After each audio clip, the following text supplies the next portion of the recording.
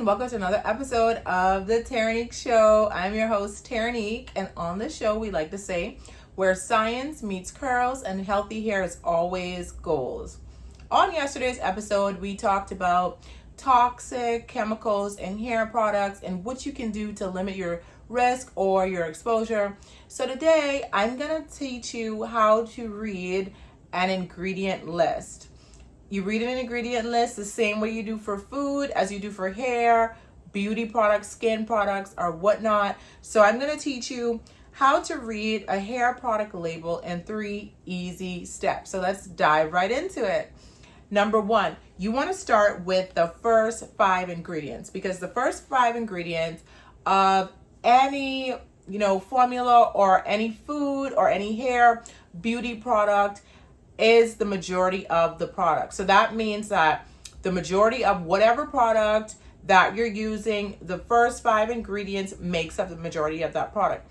As you move down the ingredient statement, the ingredients that are on the lower end of the product, they diminish. So think of it like food labels. The ingredient list is at the top or in the highest concentration. So if water is first, then that's normal. So water would be a moisturizing product. So if you're looking for hydration or moisture, if water is listed as the first ingredient, that's the product for you. So if you're experiencing dryness, breakage, and you just really need hydration, water is what you're looking for as the first ingredient, whether it's a hair care product or a skincare product. But if alcohol or mineral oil is the first ingredient on the ingredient statement, that's typically a red flag. So you want to stay away from products that list petroleum, mineral oil, or alcohol as the first ingredient, because these would be drying products for especially curly hair, right? And if you want moisturizing ingredients, so you want to look for ingredients that give moisture, think about aloe vera. So you want water to be the first ingredient. You want to look for other ingredients like aloe vera, glycerin, shea butter, and coconut oil. But all of these ingredients, they should be after water if it's moisture that you're looking for. So for example, back in the day, we used to use a lot of grease, a lot of hair grease, because we thought that was giving us moisture. But the number 1 ingredient and the first ingredient in any hair grease would be petroleum or mineral oil. This ingredient actually, it creates a barrier on the skin or the hair so that water that's in there cannot be released and water cannot get in. Think about when you have a cut. So if you get a cut, a scrape, or a burn, what would you put on it? Usually like a nice cream, right? A hydrocortisone cream or whatever, Neosporin. Or if you had some Vaseline, you would put Vaseline on there just to protect the cut. When you put the Vaseline on there, which the first ingredient in a Vaseline would be petroleum or mineral oil, and if you wash your hands, you'll see that it is kind of difficult to wash your hands to get the product off.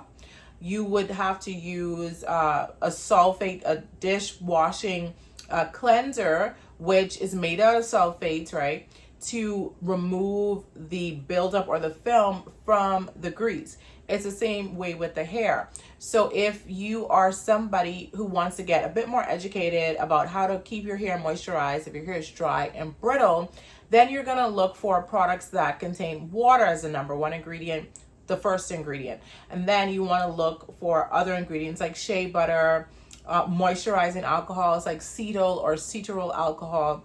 If you see like isopropyl alcohol in a product, that is a red flag if you have curly hair, if you're experiencing dryness, because that ingredient actually strips the hair of moisture, where alcohols like cetyl and cetyl, they actually help the hair to retain moisture. So just get a little bit educated on the alcohols and the differences. But if you're looking for a hydrating, moisturizing product, then water, after water, shea butter, aloe vera, glycerin is a great ingredient.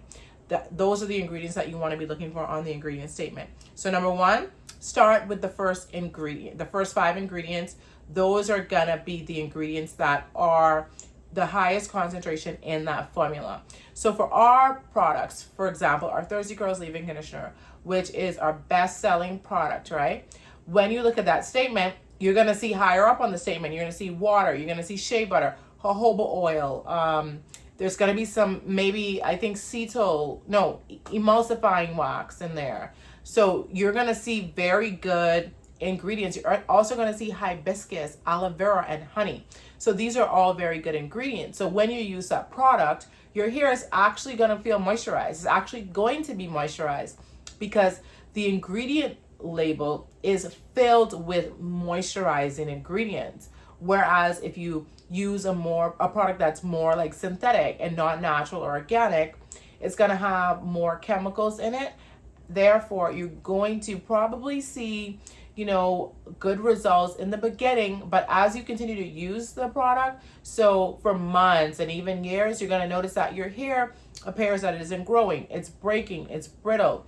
That's because the chemicals are slowly, even though they're working, they appear to be working, they are slowly deteriorating the hair. That's why you want to stick with products that are made from natural ingredients, because we know that these ingredients are not chemical and they will nourish the hair, and then your hair will be healthier over a longer period of time. For example, I had someone come to me and they were like, "Oh, I'm using this new product. It's a very popular product, and I'm sure you've heard of it, but I won't call the name, right?" And they were like, "Oh, my hair feels so good. I put it on and my hair is so conditioned." One of the main ingredients in that product is isopropyl alcohol. And the company is like, "Oh, they try to make it into a fancy thing, what they do with isopropyl alcohol." Well, there's no way to fancify isopropyl alcohol. It is a rubbing alcohol. It is a drying alcohol. If you use it in hair, guess what's going to happen to your hair over time? It's going to be dry, be brittle, be stripped. You're not going to notice this in the first month or 2 months, but 6, 12 months down the road, then you're going to notice, why is my hair breaking? Because you're using products that are harmful to the hair strand. So just keep that in mind. That was a bit of a rant. Okay, number 2, you want to watch out for toxic or harsh chemicals. So just think like the Dirty Dozen. The Dirty Dozen would be stuff like sulfates, parabens, platelets, formaldehyde releasers, right? So if you see these ingredients in a product, then chances are they're pretty much toxic, right? You don't want to use products that have these ingredients. But if you find a product that you absolutely love and it has these ingredients in it and you want to use it, I mean, who am I to tell you what to do? I'm just giving you the science behind it, right? So if you see unfamiliar chemical names, use the Think Dirty app or EWG. These apps will tell you exactly what these chemicals are and how they will affect you long term. Like if they're a carcinogen, if like just how toxic the product actually is. So number 2 is you want to watch out for toxins. If you cannot pronounce it, if you have never seen, the word before, then it's a chemical, right? It's pretty much a chemical. If you look at our ingredient statement, you're going to see avocado oil, banana oil. You're going to see shea butter, jojoba oil. These are ingredients that you know about, that you've heard about in your everyday life. But if you see random ingredients with like long names and a bunch of X's and Y's in it, then yes, it's probably a chemical and you want to do a little bit more research. Not all chemicals are so much toxic or have really bad like adverse effects, but you want to limit your exposure to chemicals overall. So number 2 is watch out for toxic or harsh additives in products. Number 3 is look for transparency in claims when you are using a particular brand. Trust brands that clearly state this is not included in our product, right? When you go on their website or you look at the product label, it says no sulfates, no parabens, it's cruelty free, and all these good stuff. Like our brand, right? Our brand has no sulfates, no DEA, no PABA, no parabens. So that is something that we stand by. So you want to look for brands that, they have some sort of integrity, or they stand by at least trying to be clean and want to give you products that are made from really good ingredients. So look for phrases like paraben free, sulfate free, even fragrance free or cruelty free. But you know, just read the actual ingredient statement to make sure that the brand doesn't just say that and then it has like these weird stuff in it. You will see sometimes like the preservative that are in products, that's gonna be a name that you may not recognize. So preservatives, usually they're at the bottom of the product list. So that means it's a lower concentration. So I wouldn't worry too much about preservatives.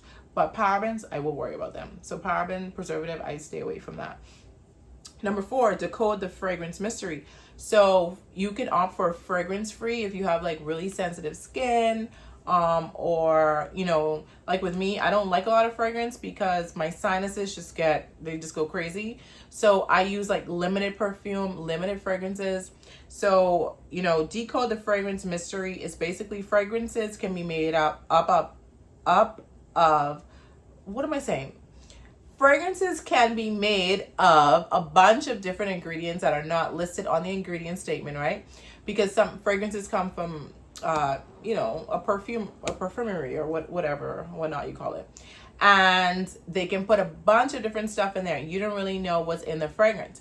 But if you have a brand like ours where it says no platelets, no parabens, then you already know that, you know, the fragrance is pretty much going to be good. So it's going to be a good fragrance. You can trust it.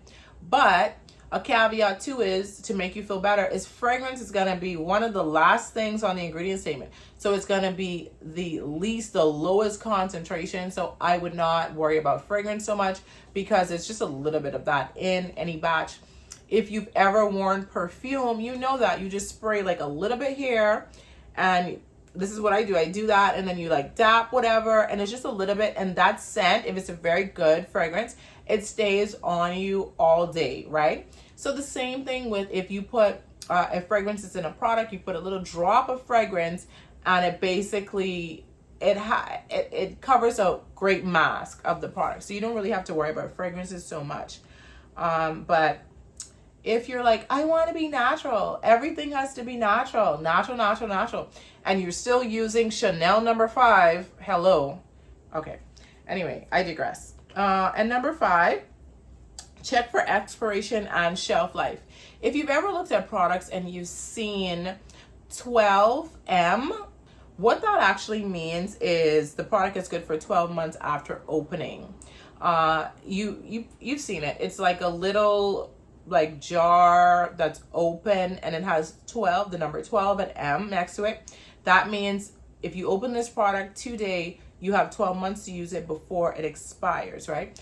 Our products usually last for about 24 months on the shelf, 24 to 36 months, not open. So if you buy the product in bulk, like a lot of you love to do when we have our sales, and then when we have our sales, you're buying like 8 shampoos, 16 leave-in conditioners, and then you're like, where is my order? I can't believe it is taking you so long for my order. Well, if we have a bunch of people buying 18 shampoos in one order, it's going to take a longer time. But if you're buying our products in bulk, they will last for 24 to 36 months unopened, right? But after you open them, about 12 months, you know, after a product is open, it starts, the product starts to diminish, right? So you want to use it at least within that 12-month period. Another thing is, I say 12-month period. Another thing is you can smell the product and see, does it have a funky smell or a different kind of smell? You can even look at the product to see, okay, does it have, is there mold or fungus growing on it? Because the products do have preservatives in it, and the preservatives, what they're used for is for the bacteria, right? So that bacteria and mold and stuff doesn't grow in the products as you're using them. So if your product, you've had it for 12 months and it smells weird, it looks weird, it looks like cottage cheese and it doesn't usually look like that, or it's starting to turn color, or you see mold or anything, then you want to throw that out. But generally it can last a little bit longer than 12 months. It's just how you use the product, like how you handle it. Are you opening the jar, leaving the jar open for a long time? Or are you using the product, closing the lid properly and placing the jar underneath your cabinet, in a dark, cool place? So it just depends on how you're storing and how you're using the product, whether it will last longer than 12 months when opening. But a rule of thumb is you can just check to see if it looks like how it's supposed to look. If it doesn't, then it's probably not good and you need to re-up on your order. Okay, so let's go over it again. How to read a hair product label in 3 easy steps, but I think this is like 5 steps I've given you.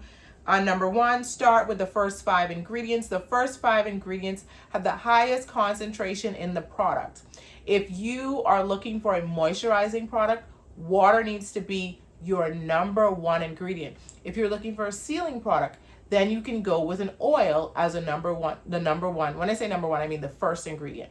So the first 5 ingredients in a product has the highest concentration. So look for ingredients. Number 1, water. Water should be the first ingredient if you're looking for a moisturizer or hydrator. And then you want to look for ingredients like shea butter, aloe vera, moisturizing alcohols like cetyl and cetyl alcohol. Isopropyl alcohol is a drying alcohol, so don't look for that. But the first 5 ingredients are the highest concentration. So when you're reading your labels, keep that in mind. Number 2, watch out for toxic or harsh additives.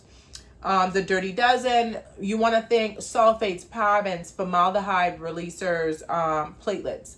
So those ingredients in your product, you want to stay away from them. Number 3, look for transparency in claims, but you also need to read the ingredient statement to make sure what the brand is saying is not in the product. So like our brand, we say no parabens, no platelets, no DEA, no PBA, no PABA, and our products are cruelty free. So if you see brands are saying that they stand for something, then those brands are more trusted. If you have a brand and it doesn't say anything about, we don't include toxic stuff in our products, so then you best believe there's all kind of things in that product other than the kitchen sink, right? If they're not saying it. You can usually find this information on the product label or the website or their Instagram page. You'll see that the brand is committed to being a natural or organic or clean brand, right? Number 4, decode the fragrance mystery.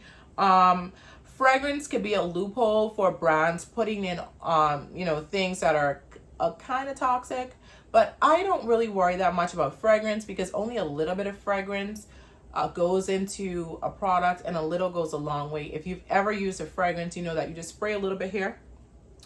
And if it's a good perfume, like say Chanel No. 5 or from a very reputable brand, you will smell like that perfume all day. It's the same thing with the fragrance that's in a product. But if you are very sensitive to fragrance, then you can either use a fragrance-free product or use a natural fragrance product.